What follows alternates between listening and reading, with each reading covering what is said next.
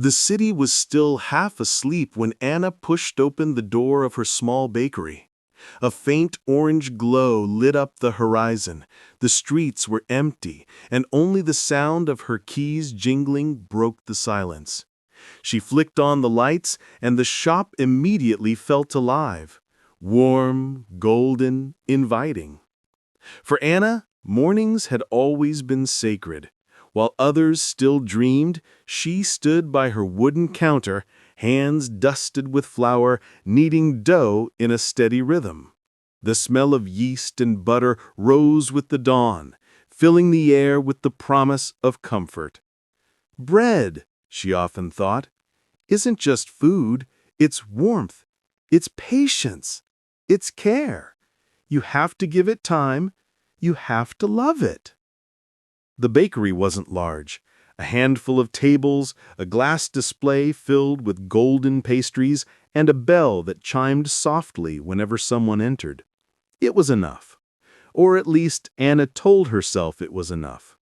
Daniel had moved into the neighborhood only a week before.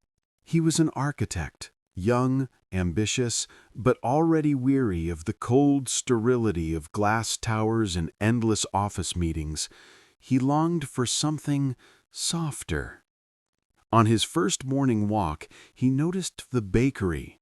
The window glowed warmly against the gray city street, and through the glass he could see rows of croissants catching the light like little suns. Something about it pulled him in. The bell above the door chimed. "Good morning," Daniel said, his voice quiet, almost unsure. Anna looked up from arranging pastries in the display. A few strands of hair had slipped loose from her braid, and there was flour on her cheek. Yet her smile was radiant. "Good morning. You're new here, aren't you?" "I am," he admitted. "I just moved a few blocks away. Thought I'd see what smells so good." She laughed softly. "That would be my croissants. Care to try one? Fresh from the oven?" Daniel nodded, and when he bit into it moments later, the flaky layers melted in his mouth. For the first time in weeks, he felt at home. Days turned into weeks, and Daniel's visits became a ritual. At 7:30 sharp, he would arrive, sometimes in a rush, sometimes with sleepy eyes and hair still damp from the shower, and Anna would already have his coffee waiting. "You spoil me," he joked once. "No," she replied with a grin.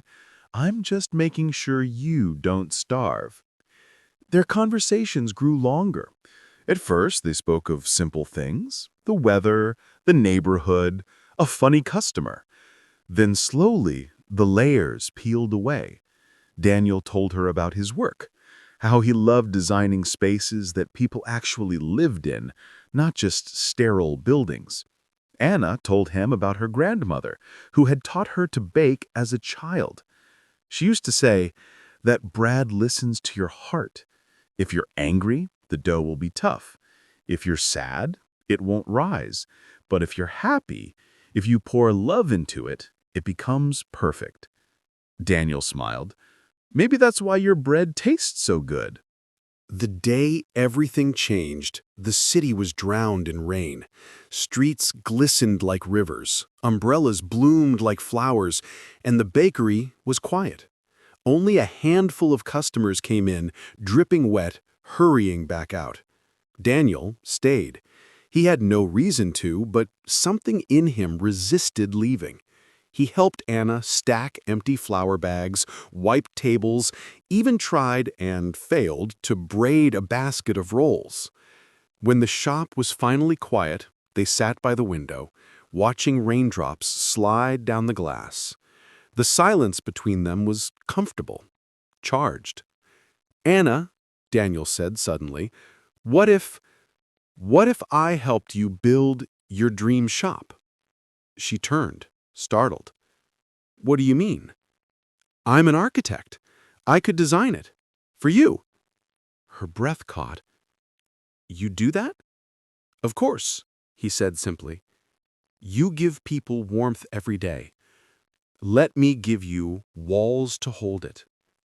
For the first time, Anna allowed herself to imagine it, not as a fantasy, but as something real. And in her chest, something shifted. Months later, the corner of the next street bloomed with light. Large windows, soft cream walls, wooden tables, everything designed with care. Above the door hung a simple sign, Anna's Bakery. On opening day, the shop was filled with laughter, flowers, and the irresistible smell of sugar and butter. At the center stood a heart-shaped cake which Anna placed gently in front of Daniel. "This," she whispered, "is for you. You're part of my recipe for happiness." Daniel took her hand, squeezing it gently. "And you," he replied, "are the home I didn't know I was searching for." From then on, mornings were different. They opened the bakery together. Anna with flour on her hands, Daniel with blueprints tucked under his arm. They teased each other about little things, argued over coffee blends, and laughed at their own clumsiness. And every morning, as the bell chimed and the scent of fresh bread filled the street, their love grew, warm, steady, like dough rising in the oven. The bakery had grown, but its soul remained the same. Now it was filled not just with customers, but with the sound of a child's laughter. "Mom, can I decorate the cake myself?"